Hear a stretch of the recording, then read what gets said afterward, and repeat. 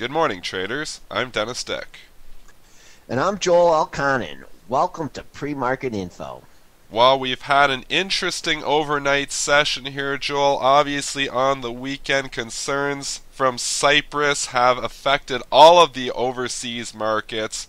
Affected the U.S. Futures here, the S&P futures too, but we've actually found a bottom around 2 o'clock in the morning, and we've started rallying.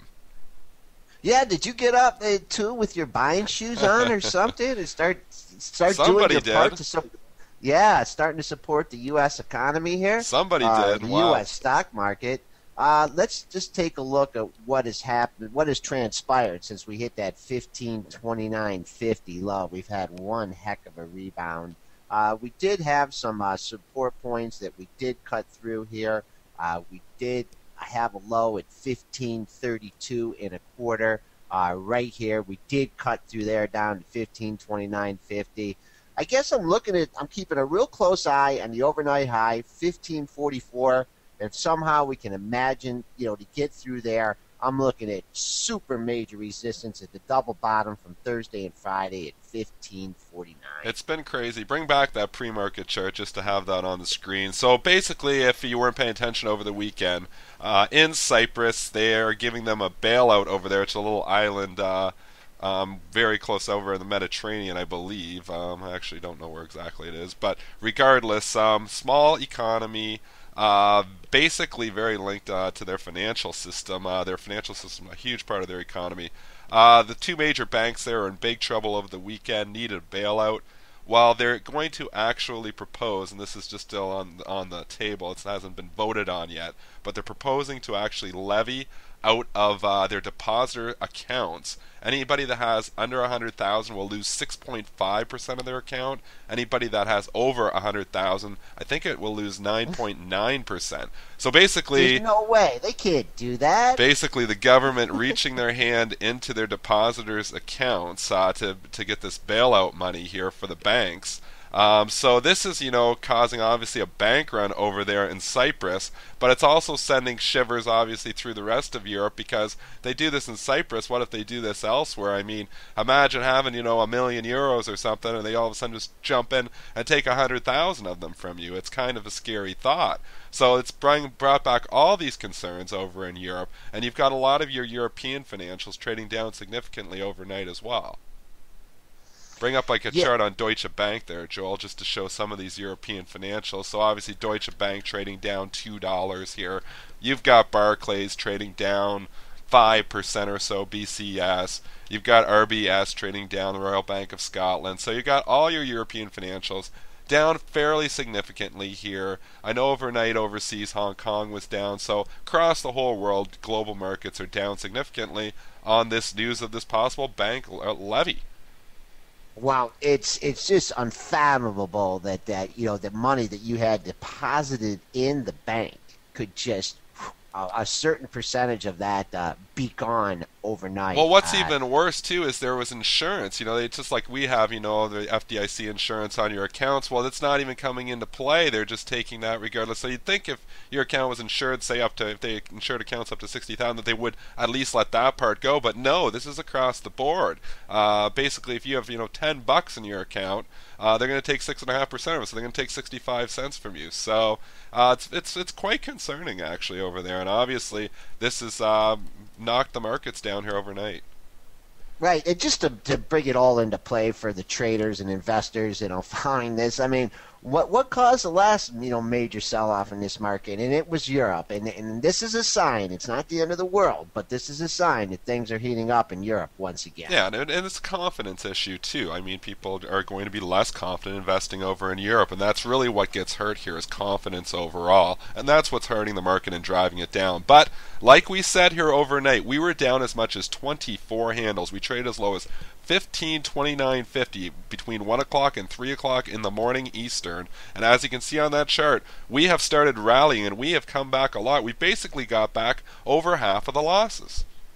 We got almost back to where we opened at 1544. Yep. So I think that's going to be a big big point of control. But what issues are we going to focus on today? Well, let's look at the U.S. financials because obviously they're going to be down probably the most. This affects them more than anything else. Citigroup here is trading down about $1 right now at 46.40.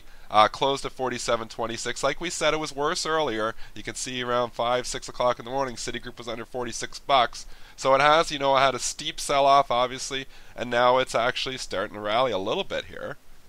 Yep, 4 o'clock open here. Didn't open down that much. Not sure much volume traded. Probably hardly nothing, but yeah. Yeah, traded down under 46 here to 45.94. Getting a little reprieve here, bouncing up to 46.60.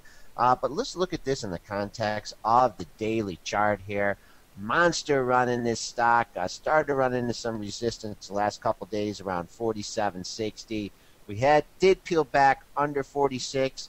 Could not get to this low that we had here at 45.37. So dipping under 46, there's not a whole lot there, but 45.94, we're still 50 cents above the pre-market low.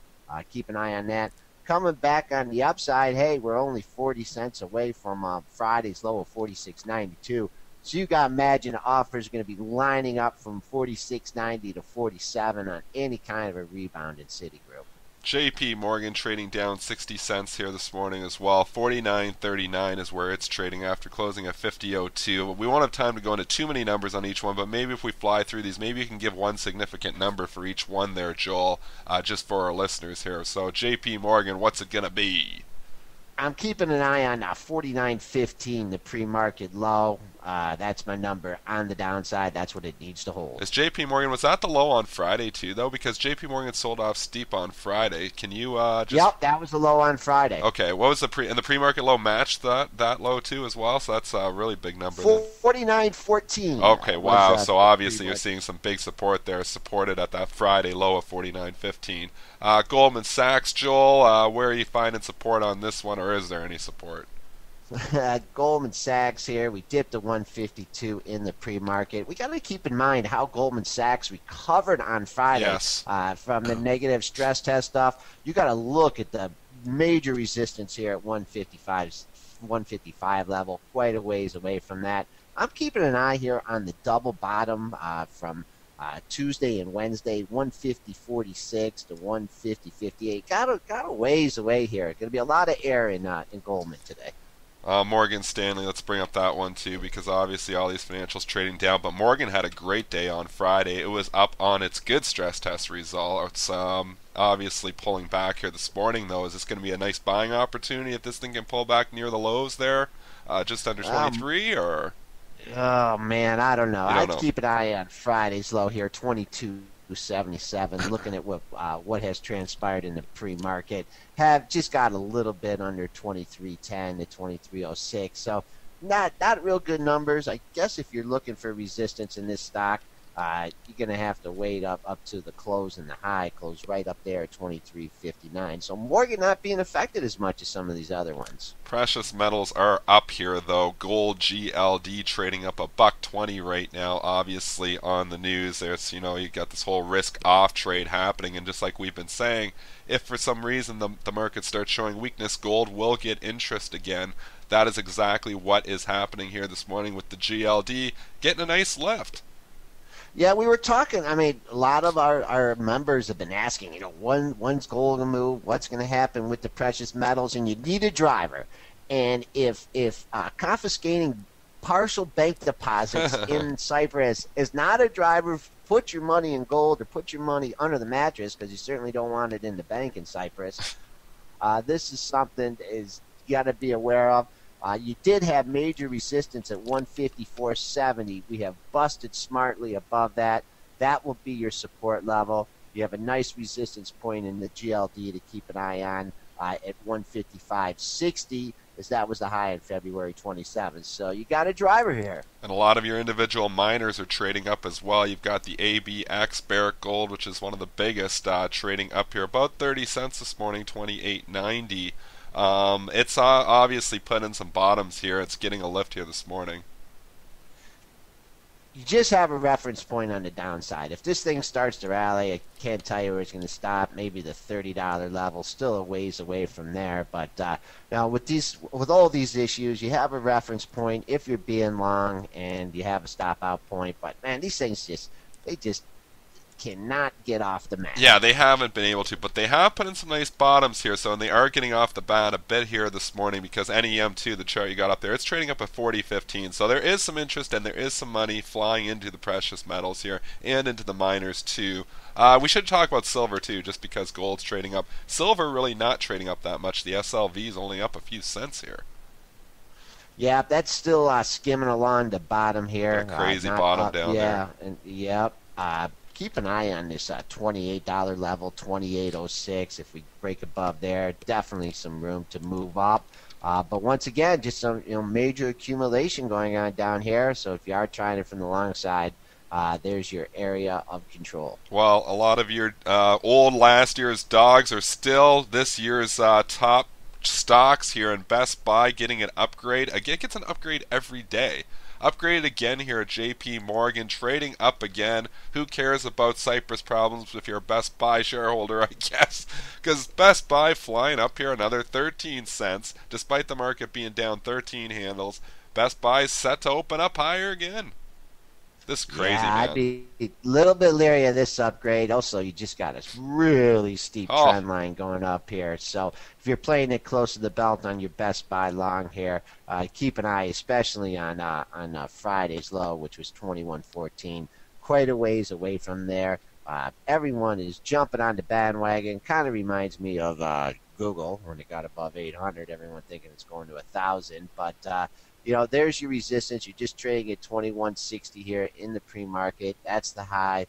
Looking at Friday's high, right 21.80. So keep an eye on that. And nice round number like 22 could have some offers today as well. And its partner in crime, Hewlett Packard, also trading up, getting an upgrade this morning at Morgan Stanley, and it's trading up 7 cents too. Like we were saying, these two stocks trade together. Hewlett Packard and Best Buy seem to follow each other.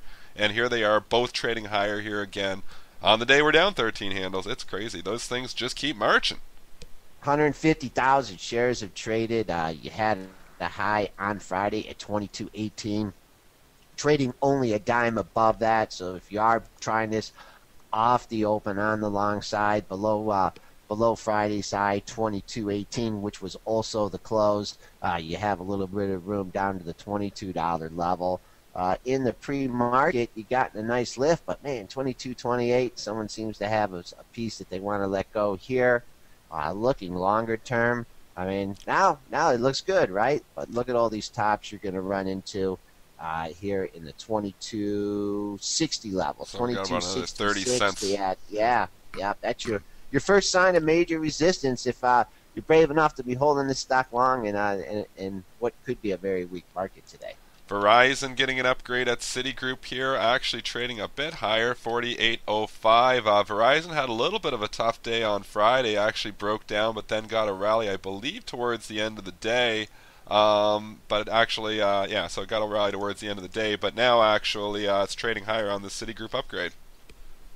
Yeah, Citigroup brave here today. 48.36 was Friday's high. That's going to be your first resistance point. And then you got major resistance going up a little bit higher at the 48.60 level. You had three tops right there.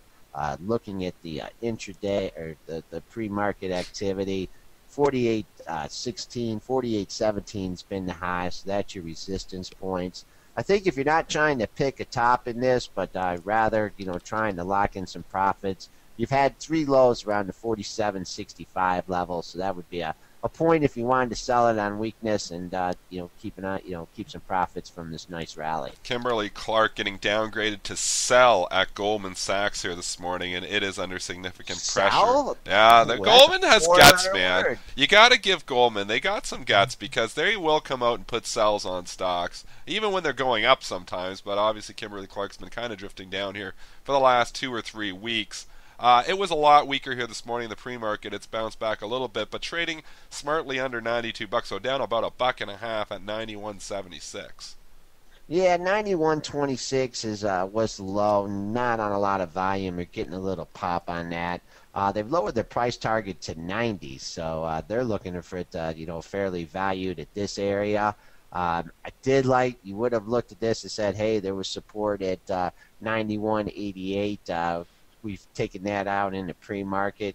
This 92 to 93 Yeah. area looks, yeah, it looks kind of wicked. So keep an eye if you do get a rally in this thing up anywhere to near Friday's low of 92.66. I'd look for that to be major resistance. Let's talk about Apple because Apple Google has continued to separate, and Apple is the new strong stock here. This trend has been for the last 5 or 6 sessions where Apple seems to go up and show strength almost every day when Google's going down.